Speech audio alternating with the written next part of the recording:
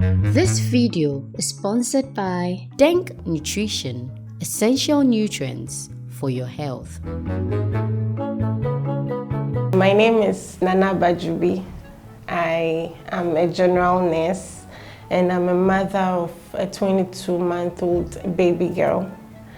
And I am a stay-at-home mom for now. Initially, I suspected everything but pregnancy. I was actually a bit pessimistic that maybe I had a problem with my reproductive system. So I was a bit anxious. So I told a couple of friends about it. They said, they suggested I just do a pregnancy test, but I always ignored them. Then it happened that one day we went out to swim. And right before the swimming, I noticed what looked like the beginning of menses. So I gave out a sigh of relief that finally it's here, so I'm not pregnant. So I was just anticipating that by the time we are through with the outing, it would have started flowing by then.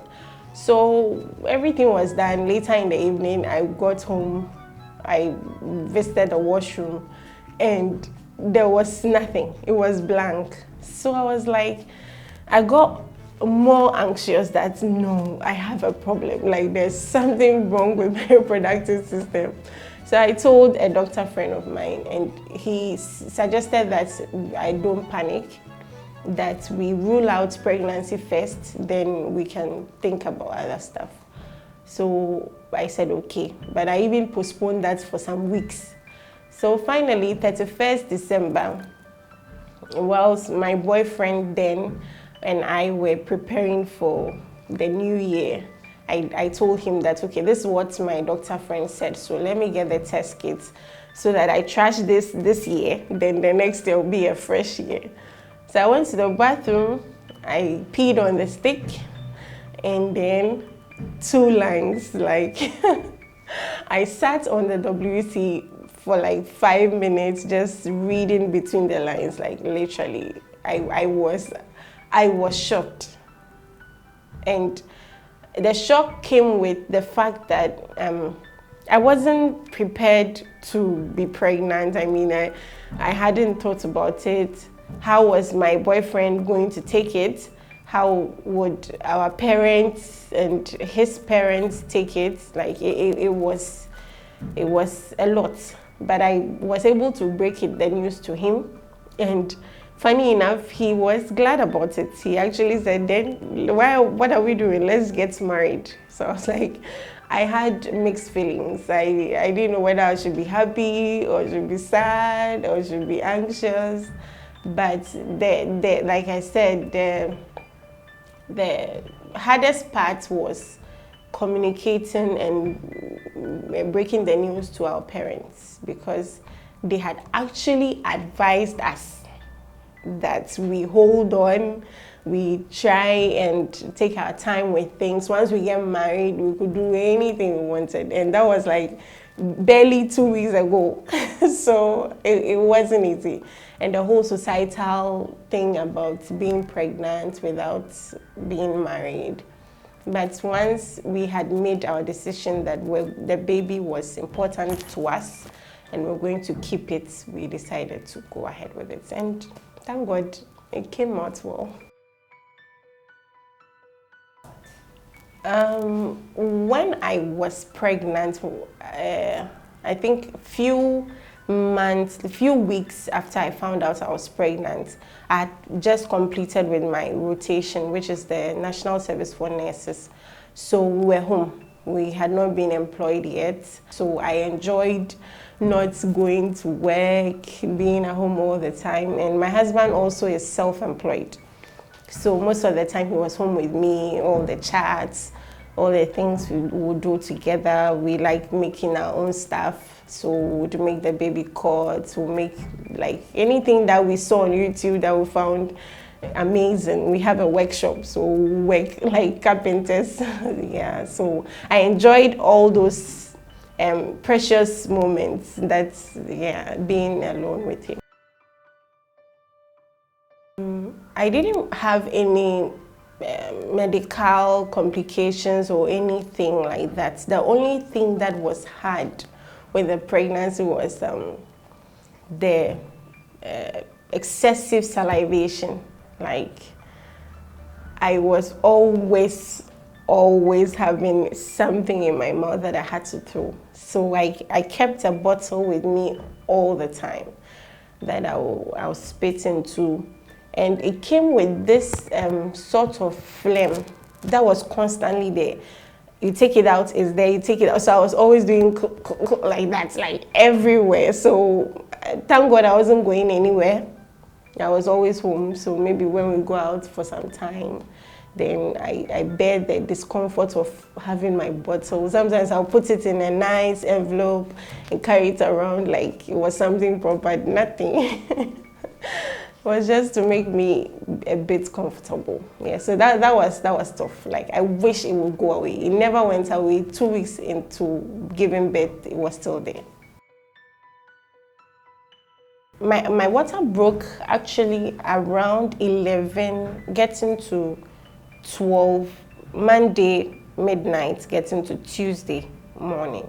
Like, that's nick of time.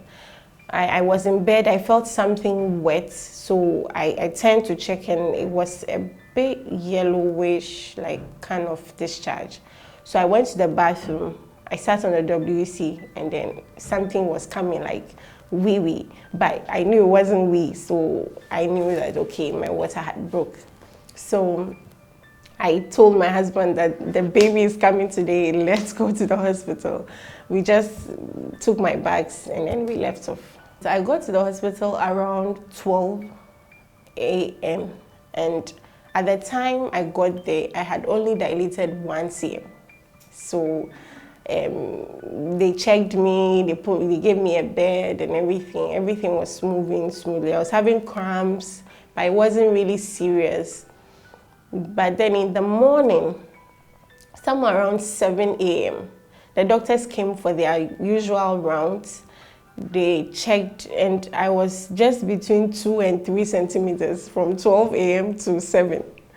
Like, labor was obviously too slow, so he decided to augment it a bit to make it faster. So I was given a drug, and then that was when the whole story changed. Like, the pain just started coming in pangs, like pangs of pain. Like, it was so intense, but unfortunately, they had seen a stain in my liquor, like it was meconium stained. So the baby had pooped in the water, and they said it might be a distress to the baby. So they had to be checking the fetal heart rate like every 30 minutes. So I was in a private room. They said the private room was so far from the nurse's station. You have to walk all the way and come, and they have other patients on the ward, so they might even forget about me. So I should vacate my room and then go to the main ward and so that they would see me and remember.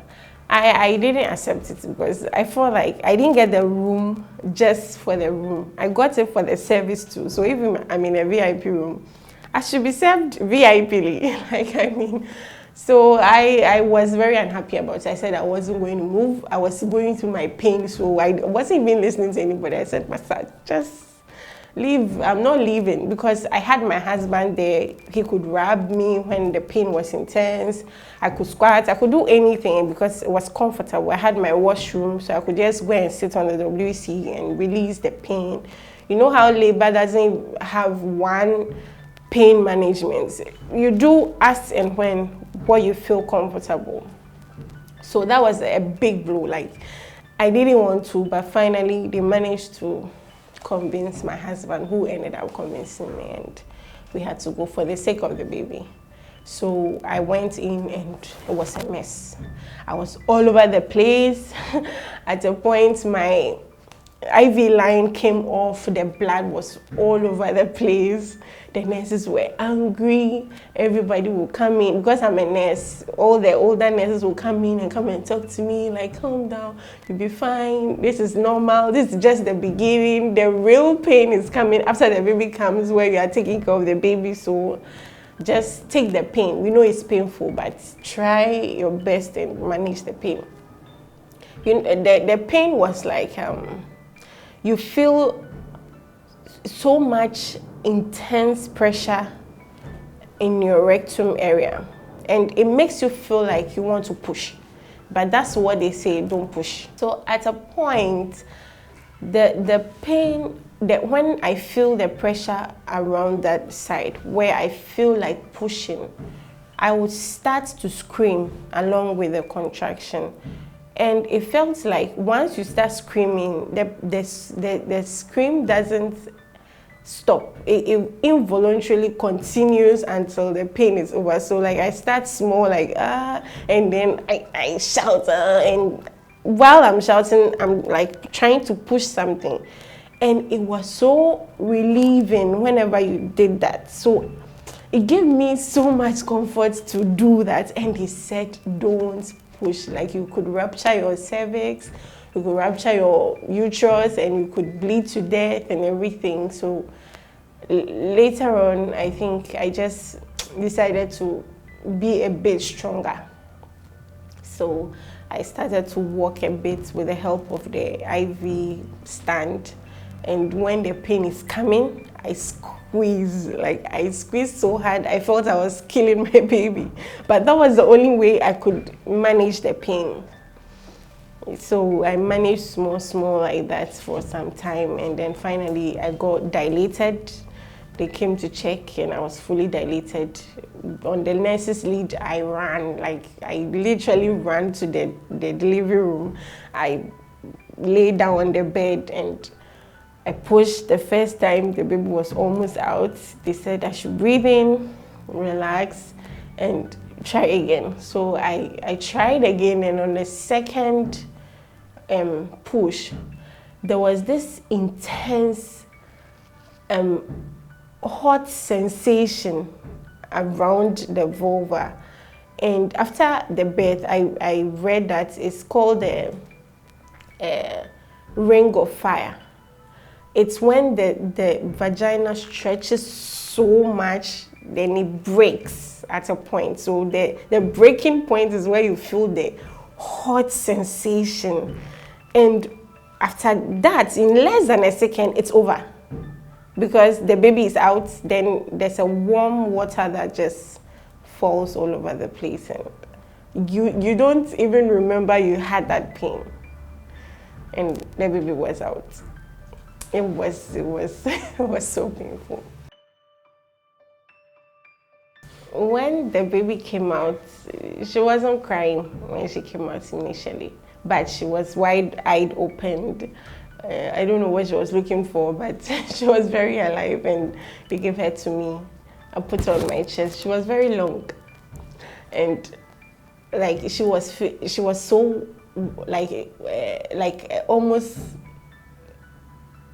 cold, like lukewarm, kind of, like, because she just came from water, and she was quiet.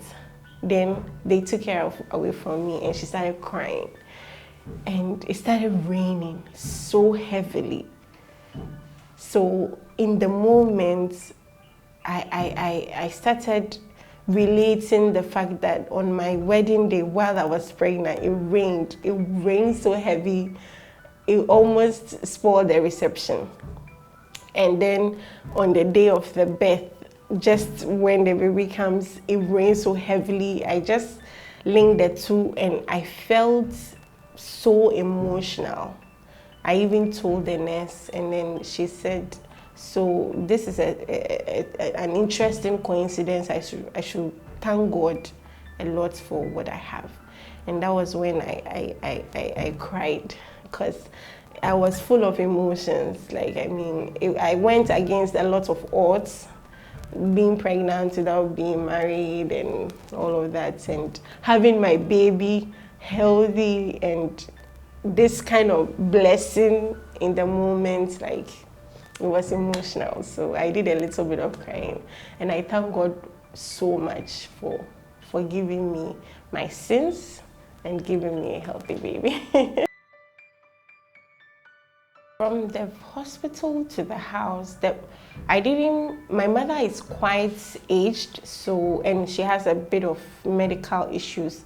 So she didn't come to the hospital. It was just my husband and I and a friend, a very good friend of mine, who was with me. And then my elder sister, who stays around, also came over. The following day, I had to bathe the baby myself, my wounds and everything. The nurses suggested that I do it. So I decided, okay, why not, since I'm a nurse and I'd like the privilege of taking care of my own baby. So I was able to go through that. Then we came home with my husband. Initially, we didn't have any help. We had talked to somebody to be coming in and going as and when, like from Mondays to Saturdays, but not a stay-in help. But once we go home, she wasn't ready to come yet. So for the first week, I was doing it alone with my husband, bathing a newborn baby and everything. And it was cool because my husband was helping me. Then my mother came for a bit, but because she's now well and her eyes couldn't even see properly, bathing a newborn baby, you need to see a lot of things, yes. So the help also came along. She was doing most of the house chores and the markets and things, and I was doing the cooking and the baby. So for 3 months, that was how we lived, until after 3 months when my mom left and the help also left. But by then, I was a bit hands-on.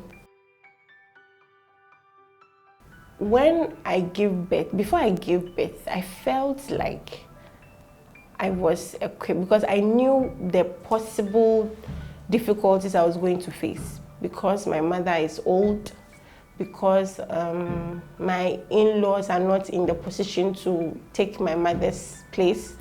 Also because my elder siblings are older than me, they have their own family, they have young kids. I knew the possible difficulties I was going to face.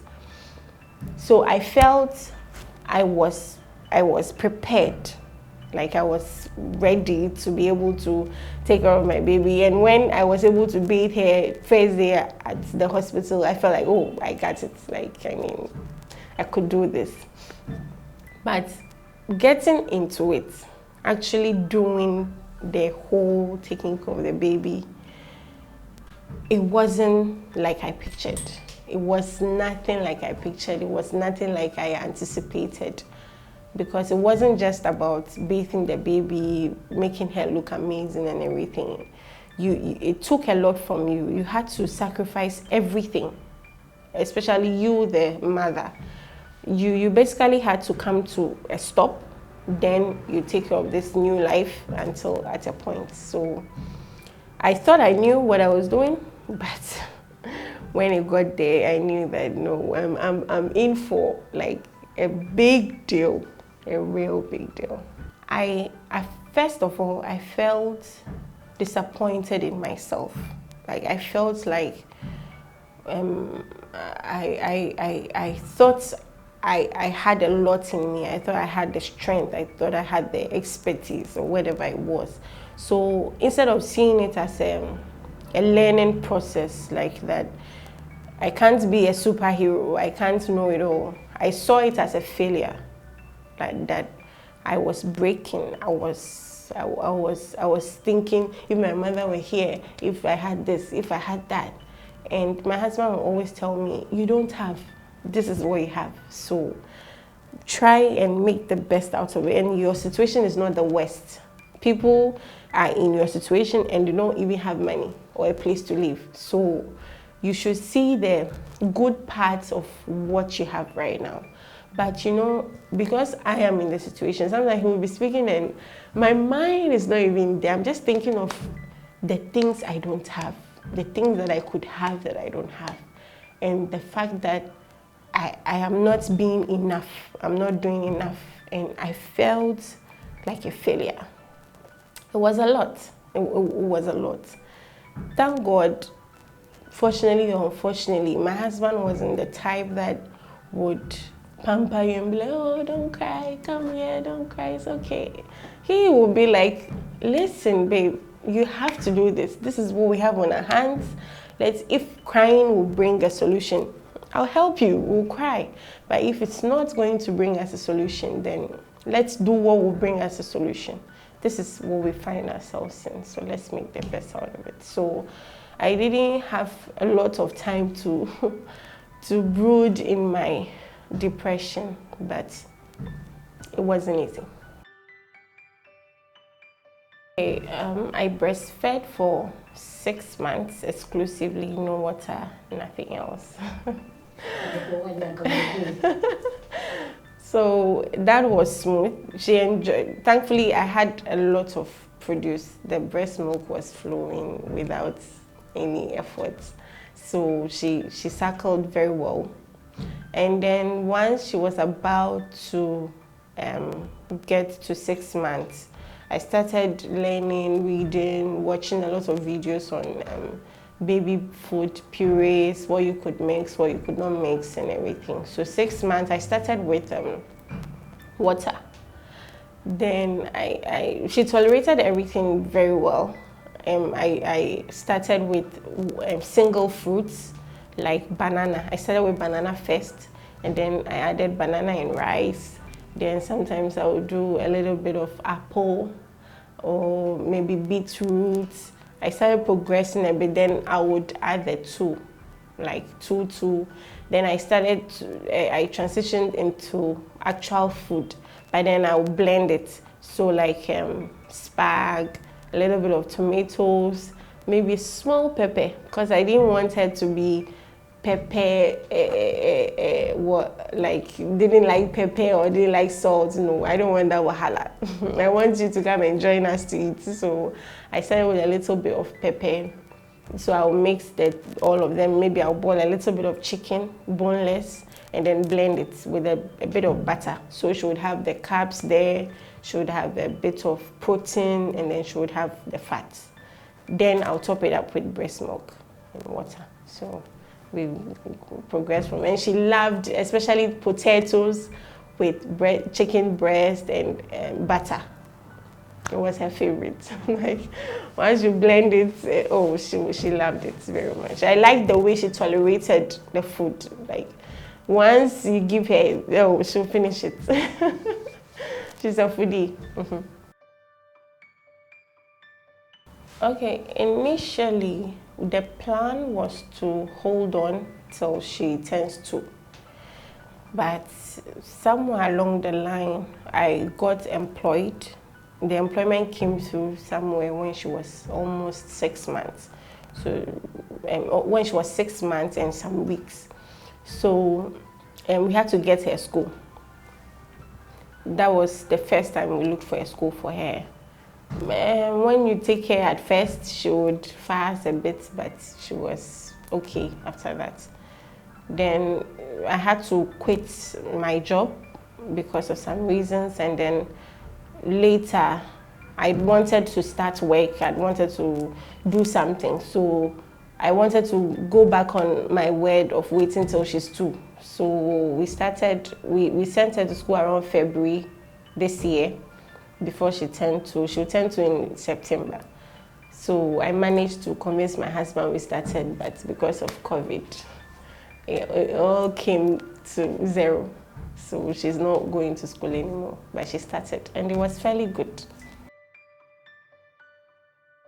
After she turned 6 months, when I got employed, we were not notified early enough for me to prepare, because I was doing it alone with my husband.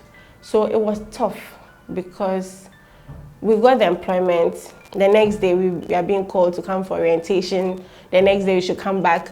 So at a point I got bored. I actually posted a message of my heart on the HR page that, listen, some of us have lives that we are trying to manage, and fine, we were waiting for the employment, but because it's government work, it wasn't like prepared for. So you should give us some kind of prior notice that, okay, Thursday, please be coming here, so that some of us who have tight situations that would have to make a provision for our kids and stuff will try and do that.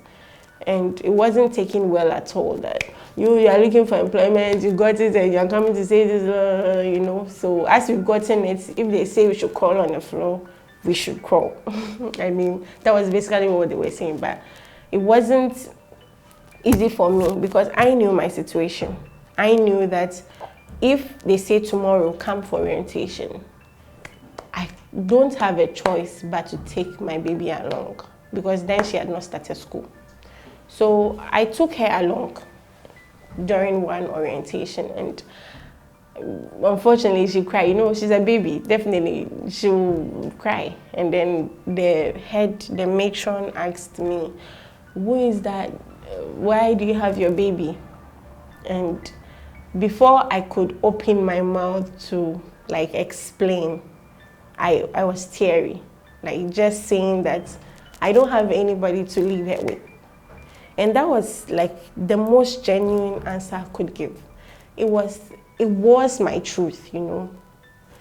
There was nobody I could leave her with, so I had to bring her.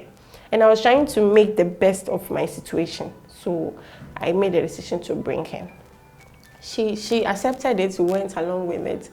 So all along the process, the employment process, I was trying to get to the HR for them to find me a favorable department where I would manage coming back home to her and leaving early and not having to go for nights and weekends and all of it, because my husband's work is not like scheduled. He could go at any time because it's a factory, they do production, and once something is wrong and he doesn't go and fix it, production stops, and that means money stops, you know. And there was no way I could go to work and he would stop his work. My money wouldn't be able to suffice for us at all. So his was paramount.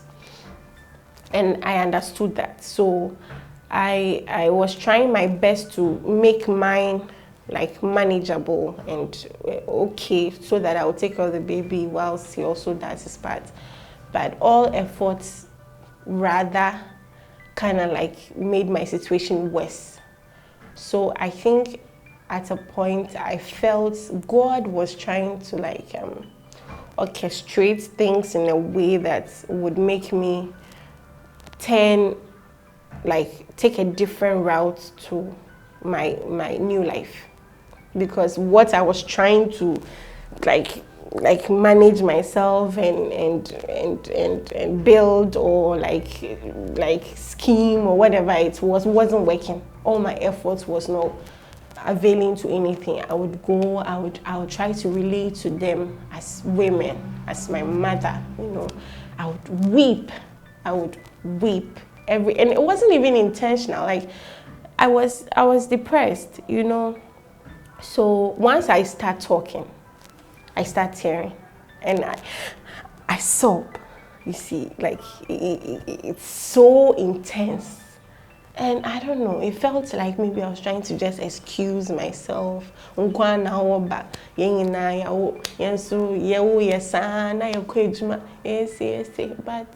my situation can never be the same as yours. Even if it's the same, my mental strength will probably not be the same as your mental strength. And so I felt like as medical, like in a medical field, patients are priority, yes, but the nurse's mental health or overall health is important before they can be able to take care of their patient. And you don't have to see somebody sick, bleeding, or mad, or doing absurd things before you know that they have a problem. You need to listen, and if possible, find out per your own investigations to see if their claims are really true. So that's what a human resource, I think, should do for the staff, you know. Because sometimes people are going through a lot. They might not appear like they are suffering, but they are going through a lot. So I wish I had gotten that, but I didn't get. But like my husband says, we made do of what we got. So I had to quit my job. It wasn't easy. The first day, the day I decided to quit my job, I had gone to work. I had changed, and I was working in an emergency ward where we don't sit. In fact, when you sit to yourself, you feel bad because there are things coming in, and it's a very big institution, so it wasn't easy. So that day, I met a colleague friend of mine. I told him that I was trying to get transfer and all of that wasn't working and all, and I was tearing, and he consoled me. And after the conversation, I just thought to myself, I can't do this. If I think about all the things that are at stake, my family life, going back so late to the house, breastfeeding, trying to prepare 4 types of meals, fruit puree, food puree, milk and porridge in the morning for the baby, coming back, trying to do that. I don't even get to cook for my husband. I'm newly married. I can't sacrifice this for work that they are not willing to even listen to me. It was too much to sacrifice for, so I decided I was going to go. And once I walked through the door, the day I decided to go, I didn't announce to anybody, I just left. I felt so relieved. It was a good therapy for me. I wanted to shout, I wanted to scream that I am free. It was like I had just laid down a very heavy burden off my shoulders. And a lot of people were against my decision. My mother supported me. She was grateful to my husband and everything. And it wasn't easy for me to decide that, but then I feel like if I had a chance to take that decision again, I'll still choose this one because I get to take care of my baby myself the way I wanted to be, with almost nothing lost. I still have my profession, I still have my life, I still have my family. Once I have these things and I have this kind of support, I can do anything, any other time. Yeah. The most challenging has been doing it without the help that growing up I knew. Once you are a woman, you give birth, your mother comes, helps you out, and then goes. Or you take your child to your mother, then you and your husband will be free. That realization that it wasn't going to be like that for me has been the most challenging. In all of this, what I have found so rewarding, and it keeps giving me so much joy in my heart, is the fact that amidst all of this, I've been able to keep my home, bring up a very beautiful baby girl, and be able to make myself happy. Not overall, not entirely the ideal happiness I would want, but it's step by step. And once I see my child and I see my husband happy, and we are all happy with what we have chosen, I feel satisfied. I've been praying to start work and all, but these days I think about do I really want to start work? I don't think so. I like the fact that I've done this with the help of God and my husband to it all, and I've been able to get to this far. This video was brought to you by Denk Nutrition, because health is more than just the absence of disease.